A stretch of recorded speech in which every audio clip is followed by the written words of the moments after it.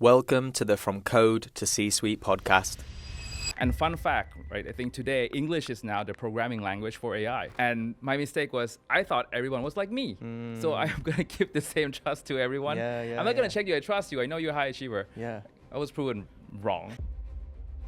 You need to do your job with AI. You can spin up a fleet of Claude agents, but we won't be hiring anymore for those roles. And then be disciplined, and then investing most of that capital into product building. He spent 7 years scaling GitLab to $1 billion exit. Now CTO of Stuut, Mek reveals why traditional engineering is dying, the massive leadership mistakes that almost broke him, and how AI is ruthlessly replacing bloated tech teams. Let's get into the conversation. I think you have to find your craft and your obsession. And it's important because that's what's keeping you going in the face of disappointment, in the face of uncertainty, even sometimes people around you aren't supportive. I love building great teams. I love to see people working together for a common goal, and I get energy from seeing people succeed. Mek, good evening and welcome to the podcast. How are you today? I'm great. Thanks for having me. Thanks for having Stuut. Happy to be here. Good stuff. Yeah, thank you so much. I know you're a very busy man. Between two different locations, traveling around, so I really appreciate the time today. Look, I know you actually have a bit of a social media presence already, right? I know you do some YouTube videos, and I've seen you post some stuff in the past, but for anybody that doesn't know you, could you please give us an introduction of who you are and what you're currently working on today? Great. So my name is Mek, CTO at Stuut. Been at Stuut for 3 months and a half now. It feels like a year because of the speed of how my team is shipping things. Before Stuut was angel investing, advising startups for a year, but the majority of my career happened before that. So I was at GitLab for 7 years, joined Series B, a team of 3 people to start, stayed there for 7 years. So I took it public with my leadership team and stayed 2 years after going public, so 7 years total. At the end, before I left GitLab, it was a team of 240 people. That's huge. Led infrastructure, quality, the backend control plane architecture, the infrastructure components like database, disaster recovery, led analytics at some point, led we call it the contributor success. It's like marketing or developer relations. So big blend of teams back at GitLab. Before that, I was at 3 startups. All failed. We can talk all about that, about the lessons I learned. Before those 3 startups was at VMware for 5 years, when virtual machines were the most coolest thing in the world. You can run many VMs in one computer. Was there 5 years, and then before that was at Wells Fargo doing quality, doing manual testing for a year. Nice. Wow, what a career. So many different businesses and lots of lessons learned along the way, I'm sure. Let's break it down a little bit further, and we'll kind of go from top to bottom. Tell me more about Stuut and what you're actually building right now. What does that business look like, and what are you trying to achieve there? Yeah, that's great. So Stuut, I would call it, is the agentic financial operating systems for the future. Nice. Right now, we have a big product market fit within the order to cash lifecycle. So collecting cash, closing invoices. 2 main product lines that has achieved product market fit today, which is the collections outreach, collecting cash on your invoice. And then when customers and their customers wire money, we detect the cash and we dissect the money. For example, if Targets and Lego do business, orders of $500,000, for example, right? You don't walk into a Lego store and say, hey, here's $500,000, give me all the Lego parts. Like, no, that doesn't happen. It happens through a course of months, right? Shipments and all that stuff. So multiple invoices, multiple timings, due dates. And when they pay, we dissect the amount of cash that gets wired, and we're able to apply that cash to invoice 1, invoice 2, invoice 3, and we close the orders to cash lifecycle. So that's the main product line today that has achieved great product market fit. We're spinning up new models, new product lines, going into credit and risk, cash forecasting, analytics, AI trust centers. I'm very passionate about that. I think with adopting AI, you need to show how your system is thinking. That's how you build credibility and trust with your customers. And then we're built on a platform called LiveKit. So if you go to ChatGPT, you switch to voice mode. That is built on a company called LiveKit with voice models from 11 Labs and Cartesia. So we aim to be the best financial product with the best voice experience in the industry. And then security and infrastructure reliability is top of mind. I bring that from GitLab and how we run enterprise products. So and in the end, we aim to be a a product that could alleviate finance teams in their mundane manual workloads. Today, Lego and Target, it's someone calling someone. Hey, remember that invoice 7 days ago you haven't paid? Oh, that person's on PTO. Like, wait for a day. They call back. Hey, we're gonna pay. Wait, the whole finance team is on offsite. Okay, wait for another week, right? So what I learned is the rhythm of the finance operations is different in a different company. And when commerce happens and they do business, it all depends on locking the rhythm. Like, hey, there's a window of transaction. When it matches, then you're able to close that transaction to wire the money. That is now replaced by our AI agents. So when you do outreach, an AI agent from Stuut would leverage the 3 modes of outreach, which is email, SMS, and voice, to finish the job that a human would. Wow. Nice. And then there's integrations with 25 plus ERP systems in the back end. So I think SAP, HubSpot, all the finance tools. It's also fragmented. Yeah, nice. So for you to come in and get a social truth initiative, like you need to integrate with all your customer systems and bring all the systems up to date. So that's kind of where we are. There's so much stuff involved there. I feel like you've got your hands full building it out, right? Yes. Oh, and I want to talk about the agent trust center. So we just launched Stuut 2.0 with the ability to show our customers when an agent does something, we log it and we show our users, okay, this was a signal that the agent was reasoning on, the intent and the criteria, and it logs an audit trail of what happened in the system. I think that's super important for an agentic system, especially in finance. Like you need to be transparent by default. And when something goes wrong, everything is clean, everything is transparent, and you can take a look at all the actions that the agent took. Insane. I saw some really good press about the business. I know you've gone through like a Series A recently, and sounds like the business is doing amazingly well. So congrats on that. So that's awesome. Thank you. It's all the team's work. Let's go back a little bit further, right? What first sparked your interest, in technology? Like, how did you first get into the industry to start off with? So I started relatively young. I think I was in 3rd grade, and I attended school, and I went to the library, and they had this old PCs, which it would not boot unless you had those DOS diskettes. Was you school in New York, or was No, it was in Thailand. Nice. Okay. So I felt I was kind of left out. Really loved to tinker stuff, and when I came back home, I was 4th grade. My mom bought me my first computer. Nice. Like, oh, this is great. This was Pentium 200 MX with 4 megabits of RAM, like very valuable chip. Like it makes your computer run faster and you can play games. That's all I knew about it. A few months in, I found myself just taking it apart and reassembling it. Probably did that like 1,000 times just for the fun of it. Like I'm having so much fun putting this RAM chipset into the slot. It has that satisfying click. And by the time I knew it, I was assembling computers, my second computer, IBM Aptiva. I still remember when your parents model. bought these computers, by the way. I remember when I used to, not computers, but take things apart that were gifts at home. And my mum would be like, why are you doing that? You're going to break it. I've just bought you this new toy. Like, was that the same, or did you know what you were doing? I did not know I was doing. I just felt that this is such a cool thing. I'm obsessed with it. I think that's how you build mastery or passion for something, is you immerse yourself in that topic and you're obsessed with it. And sometimes people think that you're doing some boring stuff repeatedly for 100 times, but they don't know that you're actually enjoying the process of learning the stuff that you have, like the topic at hand. So 6th grade, I found a chat room, an IRC channel. I found about it when I went to buy computer parts. This shady older gentleman said, "Hey, check out this chat room." It was that does sound shady. It's super shady. It was the Internet Relay Connection, IRCs. So this movement of college kids set up these chat servers in the college dormitory, and there's like chat rooms for you to get to know people. Like if it's today, it's like super shady. Why are you like talking to strangers in the internet? But at that time, because the network was so confined and limited to just that local population within Bangkok, within Thailand, I got to connect with seniors in the top ranking universities, and they just hang out in chat rooms.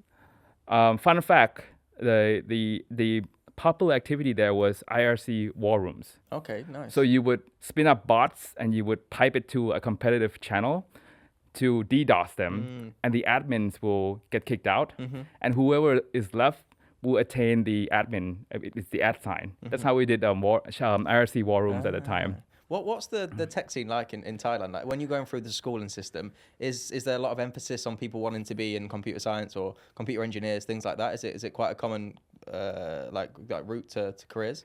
No, it was actually just PC games. Like PGA Golf Flight Simulator, Tiger Woods Golf, Duke stuff like Nukem. that, Yeah.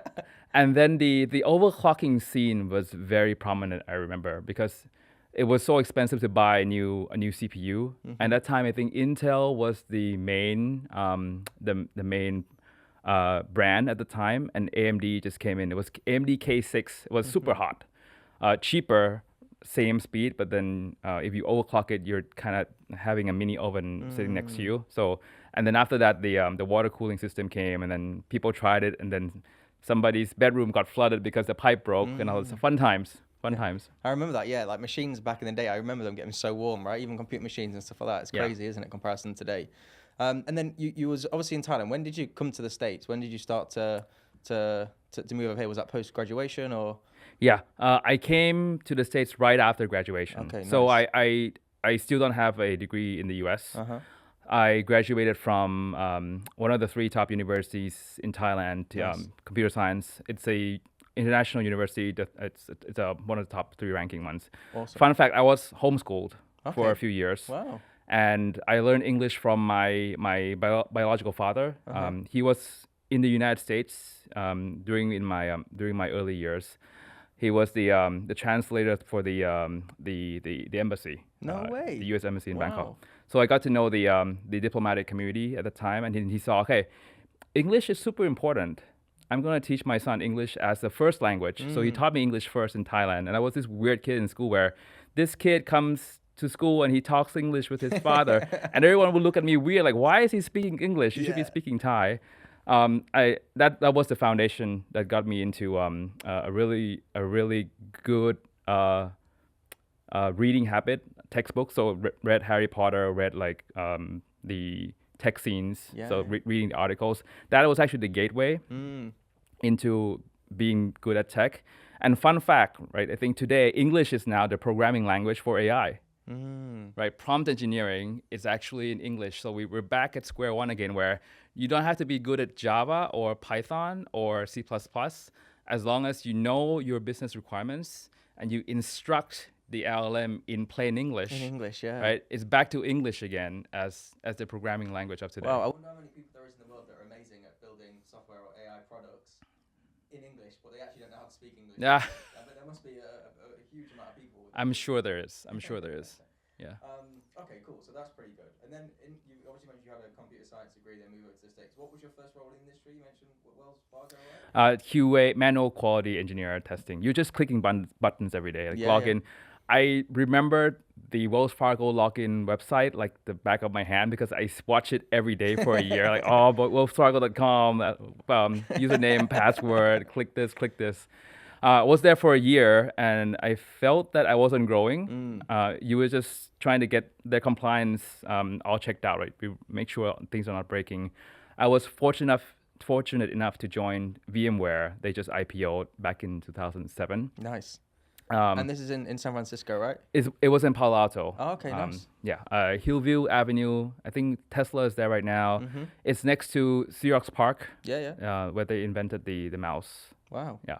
Decent. And then I really want to like dig into the story specifically. I think at GitLab, like that seems like a massive journey for you. Is that where you learn the most? You progress the most? Like you had a very good stint there, didn't you? Yeah, 7 years, long time. I would say the foundation probably started one startup before that. It was a drone company called Airware. We had an awesome team. I had an awesome manager and a skip level, the head of engineering. He later become the CTO of GitLab. That's how I was introduced. Really? Yeah, but I'll go into that part of my career for a second. Yeah. Really great team. I was first time manager there. So my leader. His name is BJ Gopinath. Thank you, BJ, if you're watching. He gave me the opportunity to to become a manager for the first time, a team of 2, like me and just one person. Nice.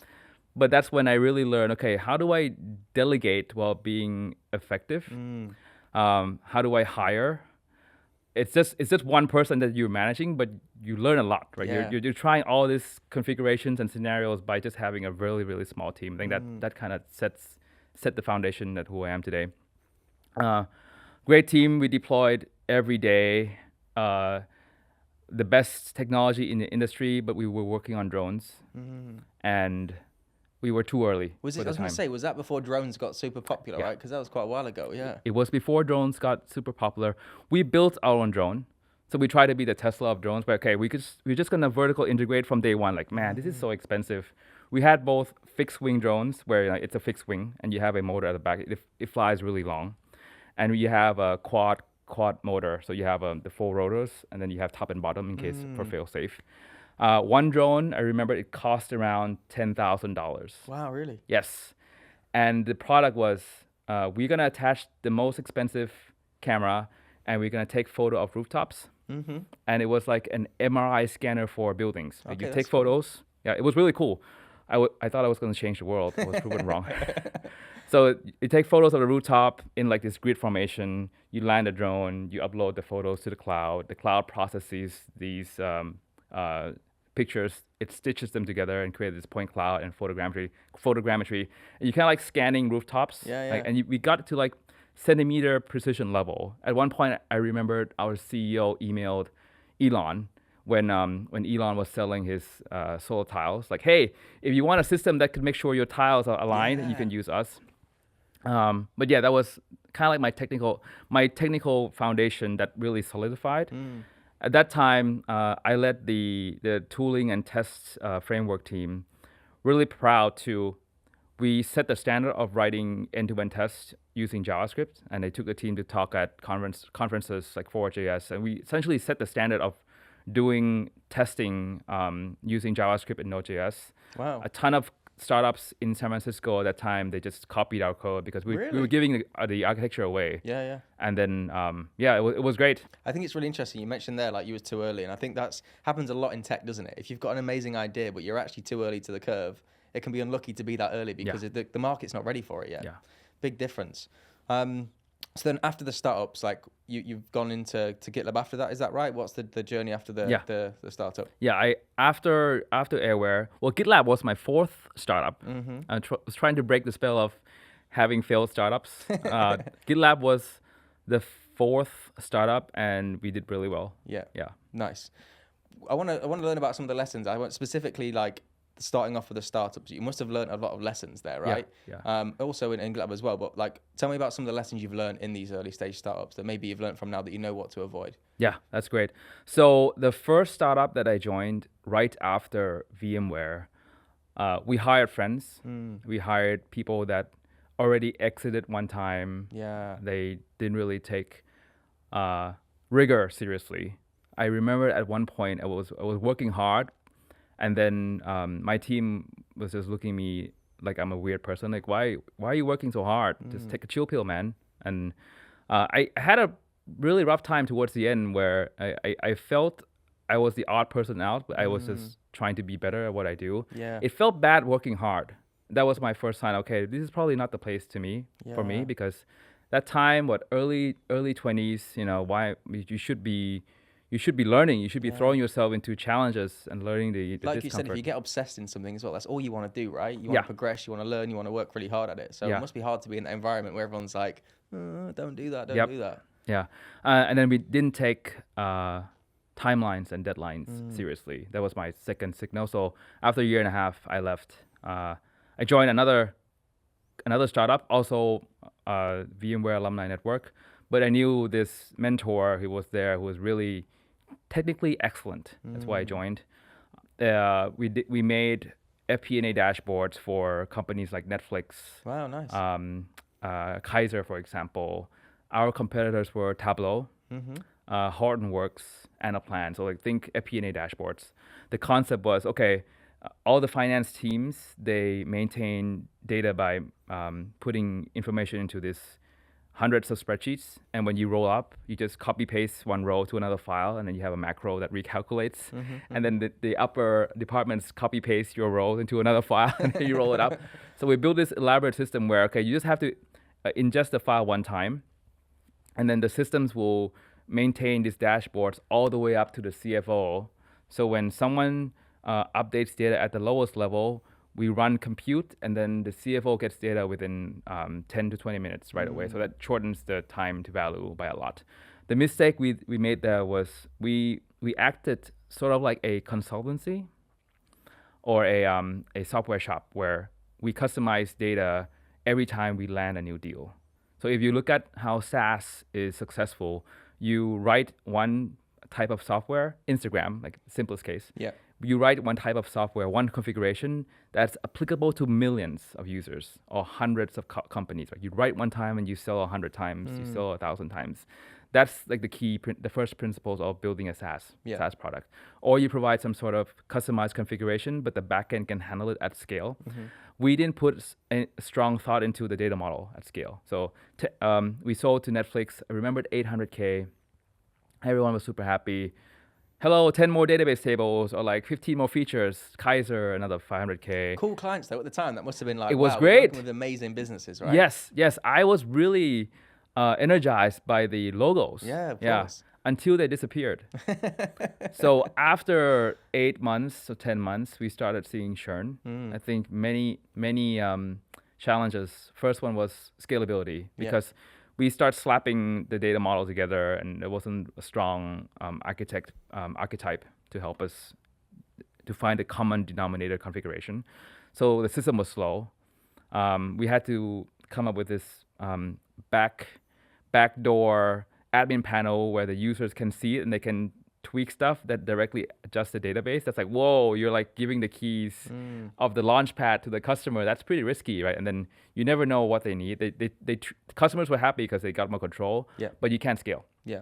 Netflix churned after 8 months, saying, okay, this is a product that I don't recognize anymore. And then it became a revolving door of churn, and then we ran out of money. Fair enough. Yeah, it got acquired by PE. I can't remember the name. One thing you mentioned there earlier on is about mentors. Like, do you feel like when you've worked with a mentor previously, like, how important is that if you want to excel in your career as someone that's good in tech, like to enhance your career? Do you think it's essential to have a mentor to work with? I think so. I think it's always a good idea to have someone to hold you accountable, like hold your feet to the fire, and then push you beyond your comfort zone. Yeah. How do you, because I know some people you can pay for a mentor. A mentor can be someone you've worked with for a long time. How can you get the best out of someone that you're working with? Is that like asking more questions? Is it saying, set me extra tasks? Like, how can you get the most out of somebody to help you at that point early on in your career? Yeah, well, coming from someone who's looking for a mentor, I would say look for someone that inspires you, or like you want to role model his or her behavior, and then ask a ton of questions. Yeah. Because before someone invests their time, they love to see initiative. They love to see someone taking agency and then asking questions. I think as with someone who has been in the industry for a while, I think we are trained to not prescribe advice if they're not asked for, because what's the point, right? I can give you advice, but if that person is not hungry, then I'm just wasting my time. Yeah. So asking a ton of questions, showing initiative, being hungry, spending time with that person, and just asking for, hey, I have this plan. Can you please review it and give me feedback? Yeah. I think that's really helpful. Yeah, that makes sense. Is there a point in time when you realize, because I guess you've gone from working at these different businesses, and then it's been a tricky, turbulent time where 3 startups maybe didn't go so well, but was there a time in your career when you realized you was on the right path and you thought, you know what, like I'm doing really well now, things are going in the right direction, and it's that sort of pivotal time? Yeah, I think the first signal that told me I'm on the right path was when I joined that drone startup. Okay, yeah. When I was finally put in a place where I could thrive. That company was called Airware, and then everyone in that company was hungry. I felt that when I come to work, everyone has each other's back, like willing to help, moving super fast. It was really fun to work there. Yeah. And when I started seeing that the work I did made an impact in the community. So I think 2015, I got accepted to talk at the Selenium meetup in San Francisco and also in the South Bay. And then I thought nobody would show up. 70 people showed up. Like, oh man, there are people who want to listen to me. Like, okay, that's so nice. How did you feel? Was you nervous? Was it the first time you've super done nervous? It's still on YouTube, by the way. Really? Yes, Nice. it's still on YouTube. You can search Mek Stittri Selenium 2015. It's still on YouTube. I talked super fast, rehearsed like 10 times. Yeah. And then I did it again. The second time was better. Like, hey, you got a hang of it now. Yeah. So I probably spoke at that meetup 3 times. Nice. And thanks to the team at Sauce Labs. So Sauce Lab was it's like the company that built testing tools. And then I caught the eye of their community organizer, and then they invited me to come back.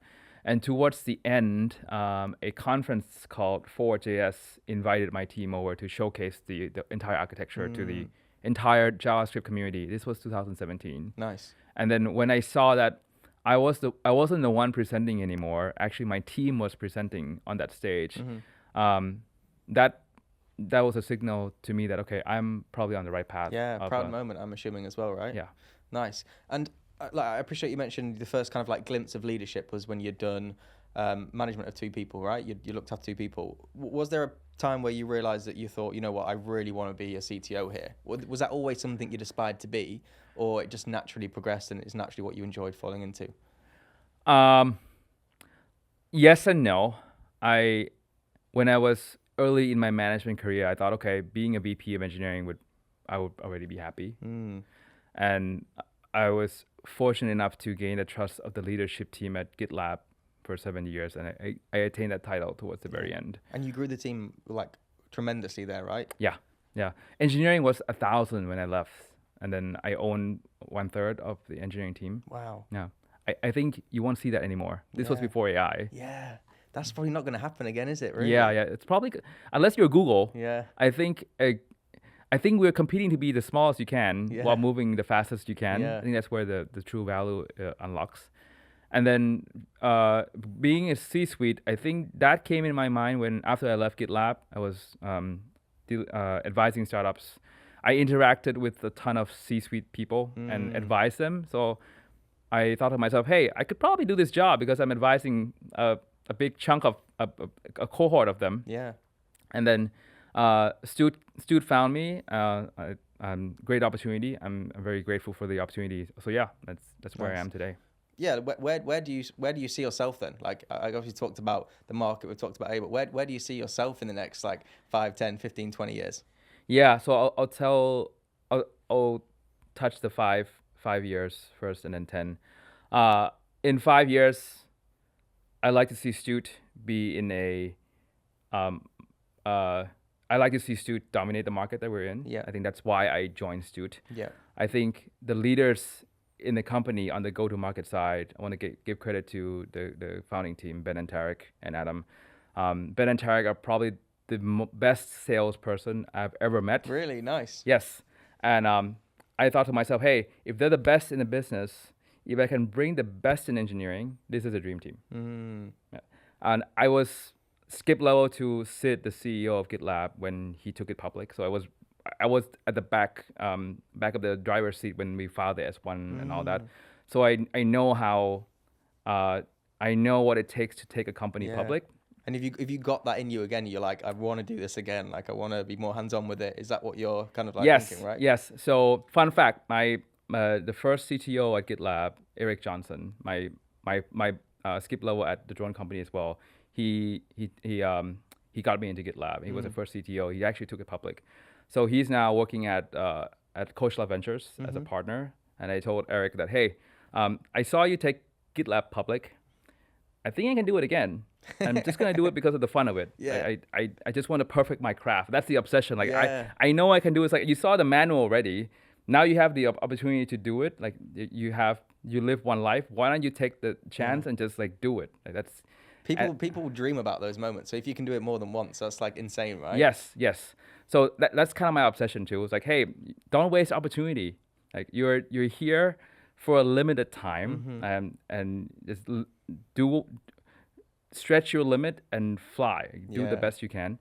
I'm very big on philanthropic efforts as well. So hopefully in 10, 20 years, I'm able to fund the philanthropic efforts back at home in Asia. Okay, So, nice. Yeah, so right now I'm already in working with my friends. We fund this charity education programs for kids who are underprivileged in Thailand. Oh, So that's we so we fund nice. like 20 people going to college every year. That's amazing. Yeah, Wow. I think that's part of the pay it forward thing that you should be looking at when you're doing better, because there's there's there's limited time on this planet. Right? What can you do besides getting a lot of capital just for yourself?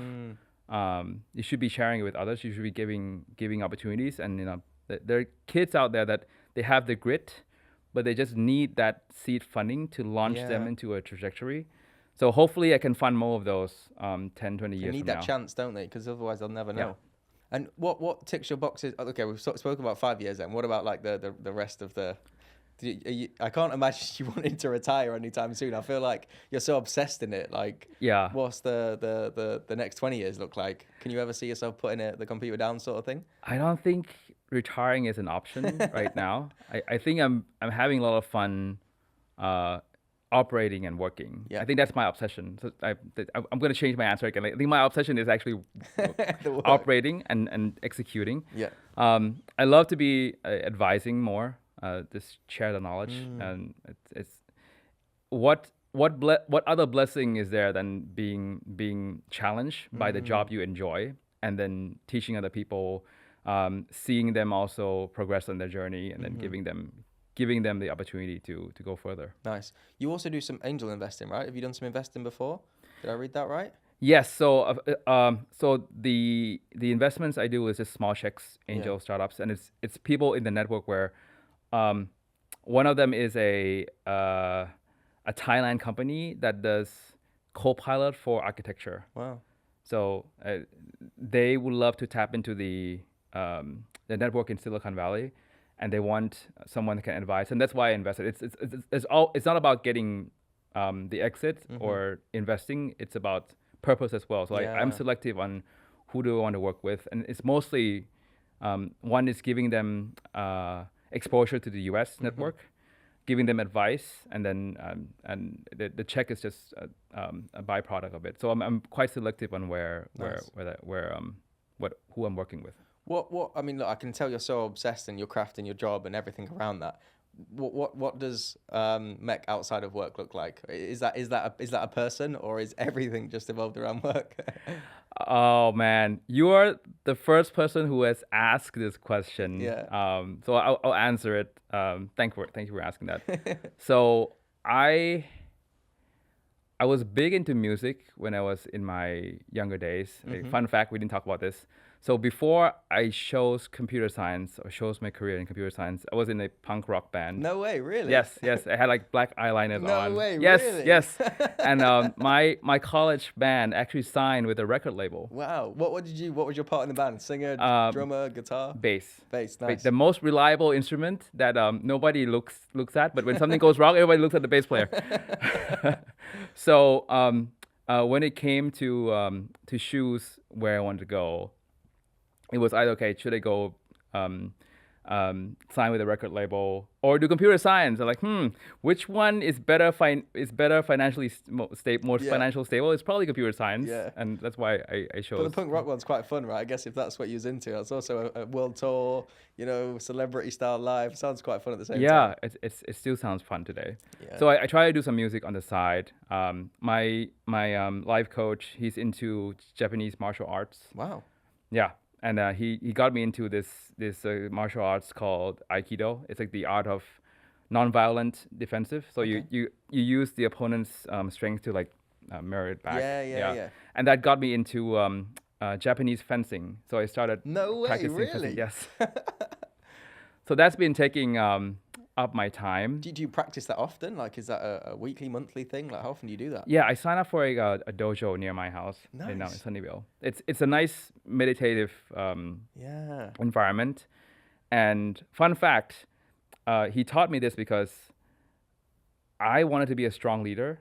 And he told me, when you want to communicate something as a leader, you need posture. And you need to pick up some sort of martial arts. So when he taught me how to communicate, and he told me to pretend the sword is actually my objective. Like when you advocate for your team, in a board meeting or in a debate, right? Like there's some of that trickles into leadership as well. That's why I took up that martial arts. I can imagine that. I don't know too much about fencing, but just imagining how it works. It's like you've really got to be zoned in on that. You're really concentrating, aren't you, on your competitor, watching their every single move, and then really sort of having to be fixated on that. What lessons have you learned along the way, specifically around leadership? Because that can be a really tricky thing, right? Managing people, looking after people, so on and so forth. Like, what lessons have you learned, and what advice would you give to anyone that wants to be in that position? Yeah, so I think this is a good time to dive into my time at GitLab. A ton of lessons learned there as well. So let's start with the first few years. I probably was too much of a people pleaser in the first 2 years because first time director, first time senior manager. I think that's natural though, isn't it? It's natural to be like that. I want to say it's natural. And then what I did wrong was I did not trust and verify that well with some of my leaders. And I think because I was a high achiever, I gained the trust of my previous bosses. Yeah. So they left me alone. And my mistake was I thought everyone was like me. So I'm going to give the same trust to everyone. I'm not going to check you. I trust you. I know you're a high achiever. Yeah. I was proven wrong. In probably the third or fourth year, I saw that like one of the department heads that I hired wasn't performing well. Like things were falling behind. It sounds really good in the report, but then when I look at the output, it was all fluff and it wasn't condensed. It was no impact. And one of the key signals that flagged to me something was wrong was like there was this repeated ask of that team, and it wasn't really delivered. So it's either stuck somewhere, it wasn't communicated properly. So I dive in. Apparently, this leader probably we already went public. So like there's no reason to like grind hard anymore. And there was one team meeting that I looked at the recording and I saw that, okay, my leader said, okay, we're going to take it easy this quarter. And like, whoa, that's what? Crazy. Why are you saying that in your team Did you see it recorded? No, it was recorded too. Like, we're going to take it easy like last quarter. Like, what are you doing? So I dive in and I had to like give feedback, performance management. And at that time, I knew that I probably brought up this team. It's kind of like raising a child where you probably keep them in a comfortable time for too long. When you start pushing the grind, I'm like, what's going on? Like, Mek is so mean. Like, no, it's the rhythm of the business. So eventually that person left. I think that they can't sustain the pace of the business anymore. So that's like trust and verify. Like the many ways it can manifest. But as a leader, I think you have to be curious about the output of your team. Yeah. And check it. It might look at micromanagement. It's not if you do it correctly. Be curious, like how be curious in a nice way, in a positive intent way, where you want your direct report to succeed. Yeah. Right. If you check the work and it's not done exactly how you wanted it, then that's the opportunity to give feedback to coach.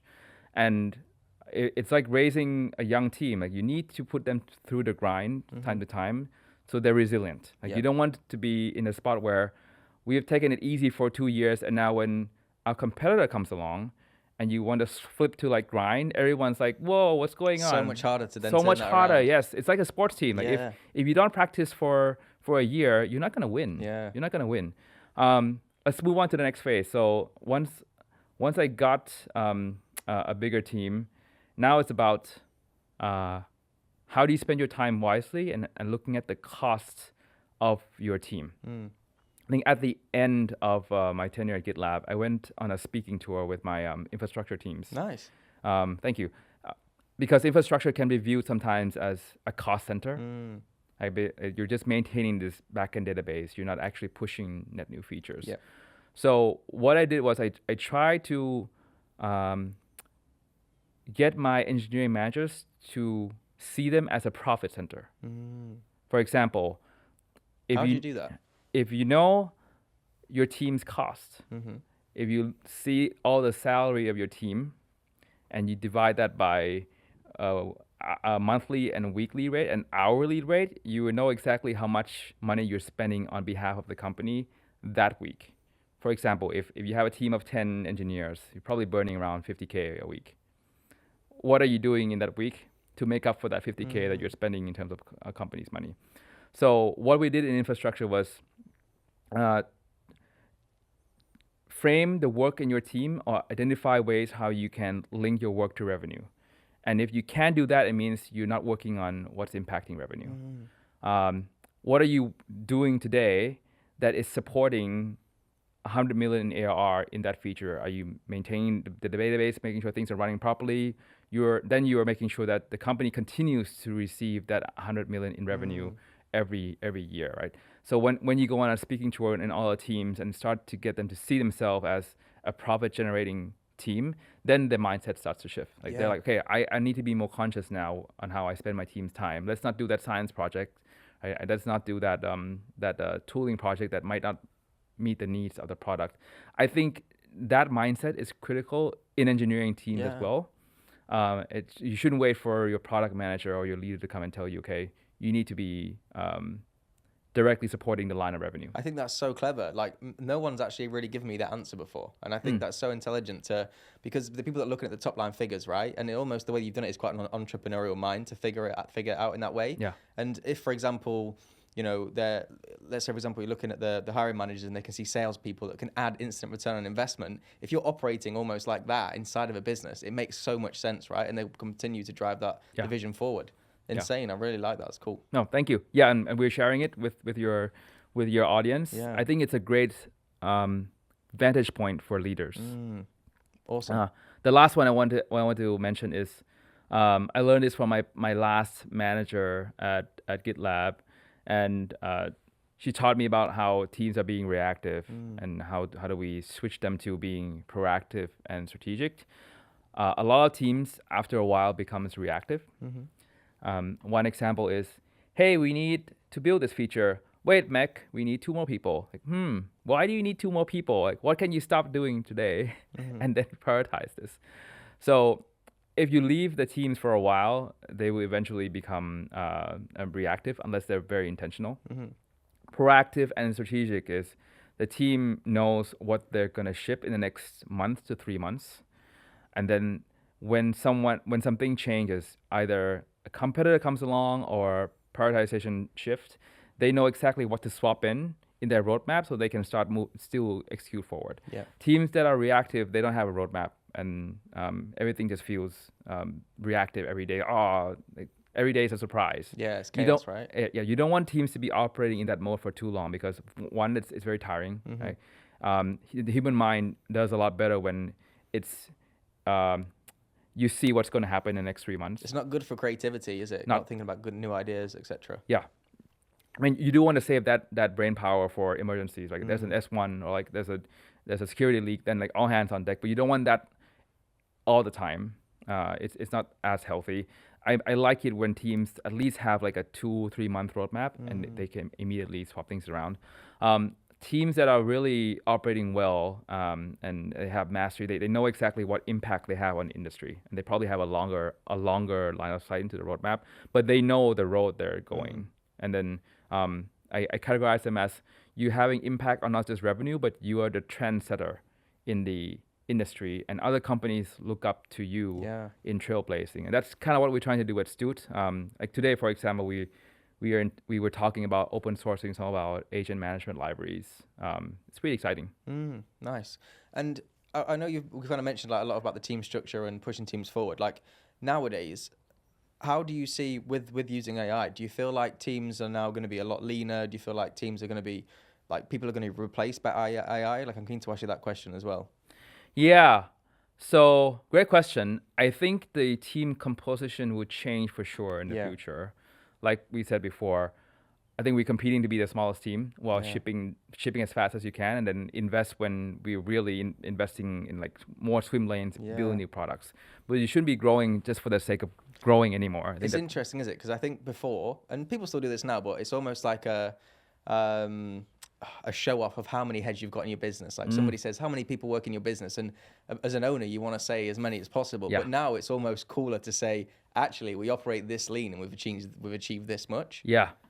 So that was the flex card 2 years ago. Yeah. When I go into any networking events, it's always like, how big is your team? Yeah. 1,000. Ooh, like people were yeah. like, oh, he wears a Rolex too. No, I think that day is done. Yeah. In my conversations with candidates who apply at Stuut, when they demo the product to them, they think it's a 40-person team. Yeah. It's only 12. Wow. And the team composition, the team arrangement today is a one feature swim lane. It's only 2 engineers. Front end and back end pair together, or a full stack pair together. So very lean team, and these two engineers pair program with Claude, and they ship as fast as they can. We leverage Claude Code a lot. I think what Claude has done is trailblazing. Right? Their architecture is so simple, but it scales so well. Yeah. With Claude Code, with the skills of MD file, with the Claude MD file, it's almost like they see an LLM as a human, and for each LLM you provide it with skills. It's almost like a job description to a human. It's like, this is an LLM. This is your skills file. This is your objective. This is how you execute. This is an example of a good scenario. This is an example of a bad scenario. Like, don't do this. I think that to me will give you more value than any fine tuning today. Like, that's simple context engineering to get the most of the value. So my team uses Claude Code. They probably run 3 to 5 agents on their laptop in parallel at any given time. We have probably 10 more agents running in CI, where an LLM is like a style reviewer. We run Claude, Opus with a skills MD file to watch the linting rules. And then we have another agent that watches for the performance queries. Okay, you cannot ship this because your query is now causing N+1 performance. One for the backend. And so it's like really specific robots, if you say, built on Claude, and then a specific set of instructions to watch the code coming in. So we leverage AI like second nature. Yeah.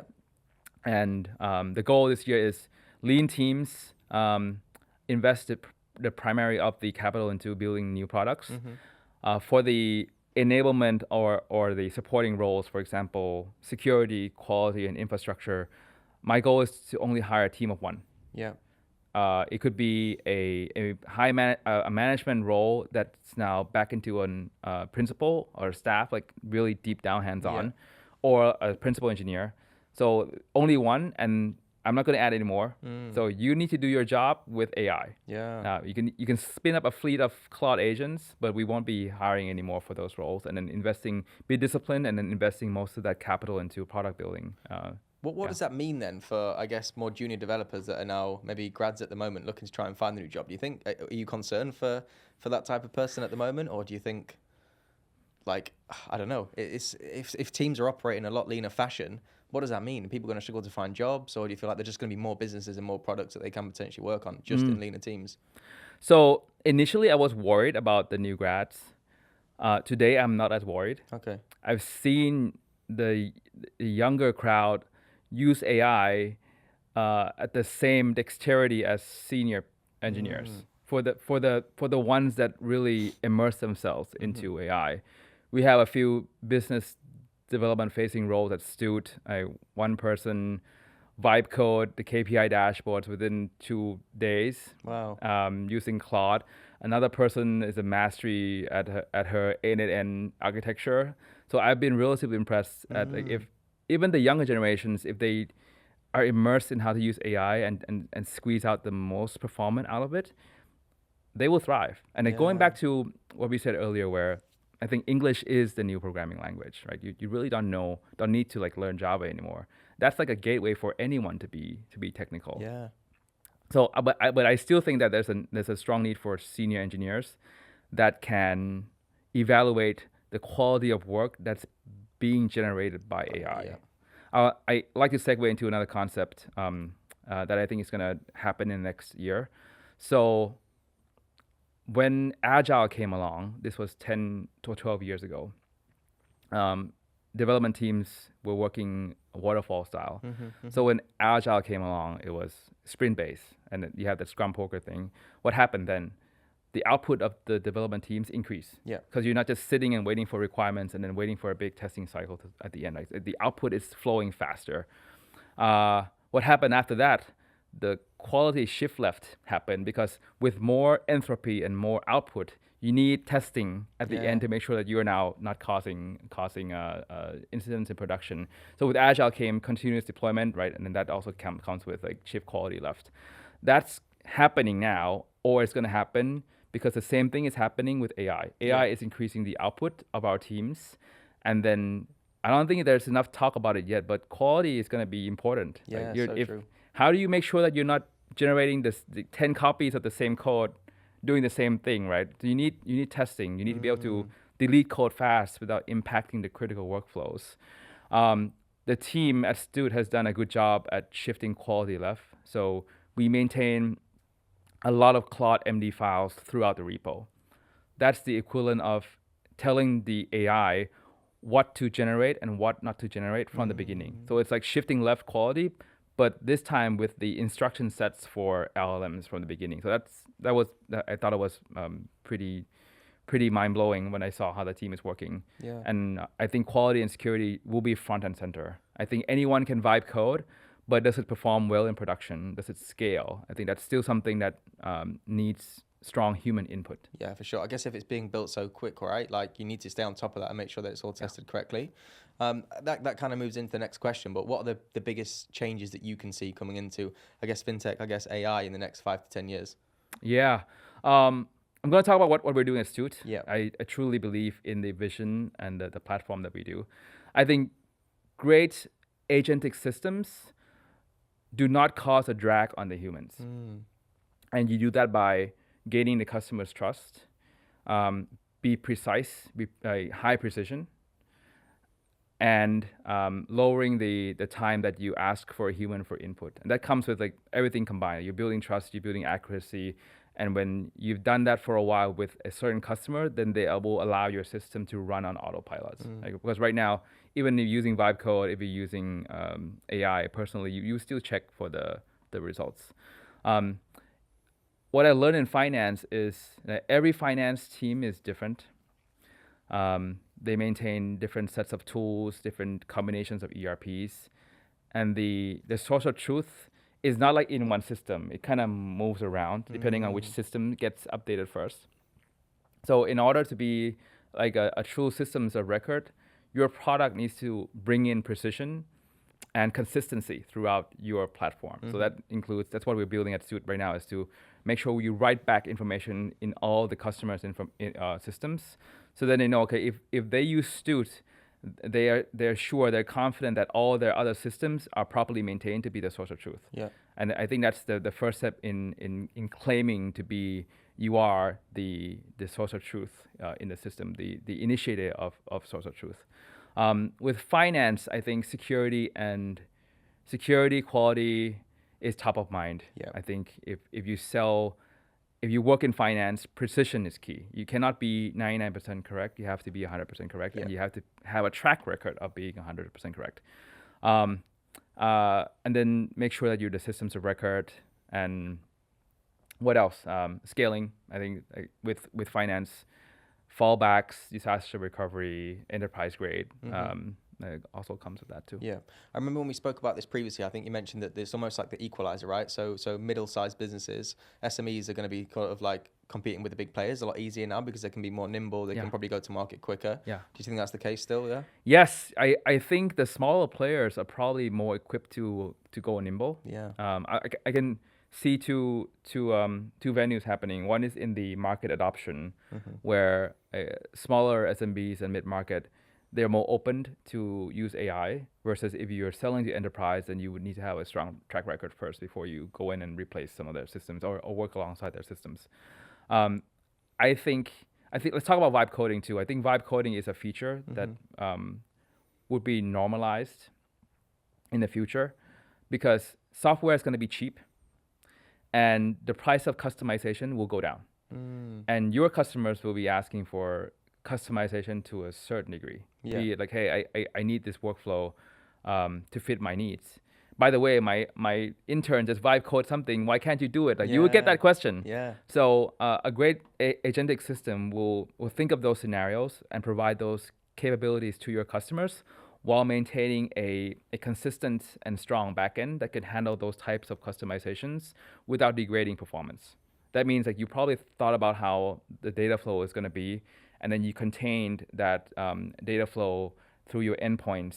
So it's deterministic at the data shape, but it's customizable at the UI layer. Yeah. So I think that's where the future would be for if now software is going to be cheap, code is going to be cheap. We're going to be competing at who builds the best user experience, who can be 100% precise all the time, who can be extremely reliable all the time. I think that's where at least the world of finance is headed. What advice would you give to people that want to be in your position one day? They want to be a CTO of a very fast scaling business. What advice would you give to that person that's getting into the industry now or midway through it? Yeah, that's a great question. I think you have to find your craft and your obsession. Obsession. You've mentioned that a few times. Yeah. I believe that so much. Obsession.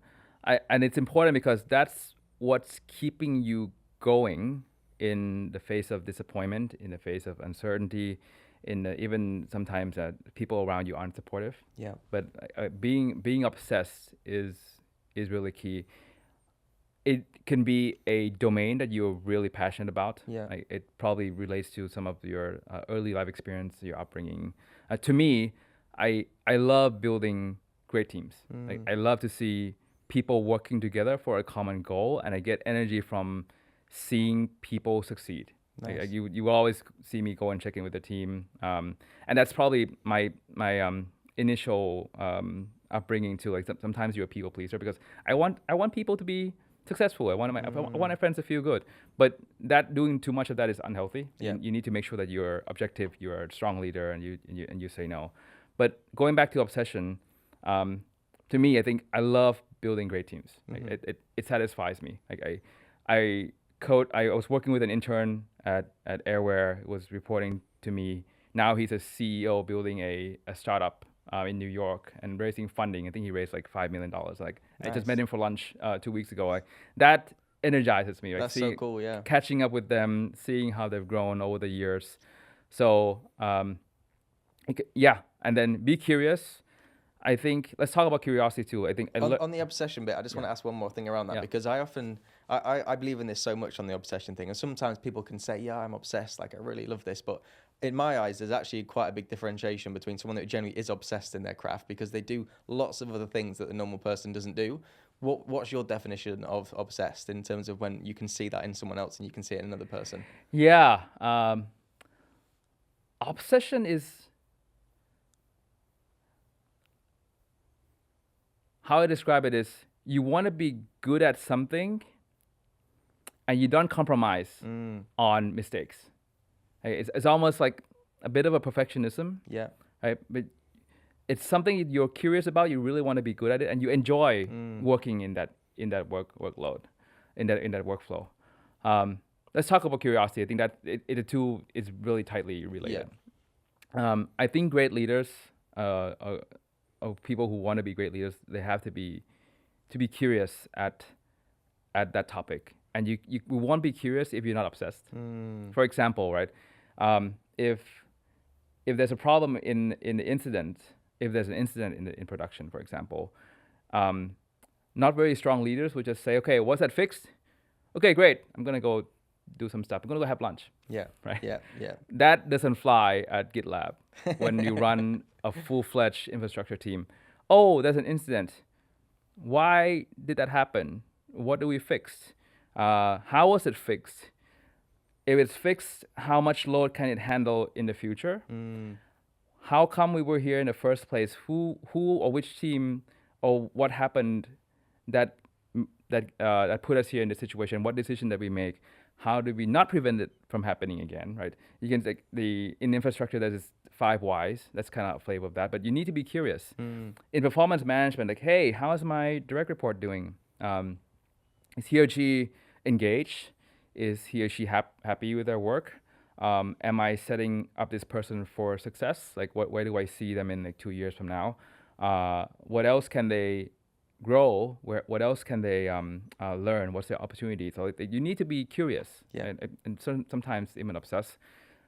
Be genuinely care. Yeah. Genuinely care about that topic, about that person. I think that sets a foundation for someone who wants to excel in leadership. Awesome. Mek, that was amazing. Thank you so much. I really appreciate your time. I think you've had an amazing career so far, and I'm super excited to see what the rest of the journey looks like with Stuut as well. Thank you. Thank you for having me. I enjoyed it. Looking forward to follow the show as well, and enjoyed the session so far.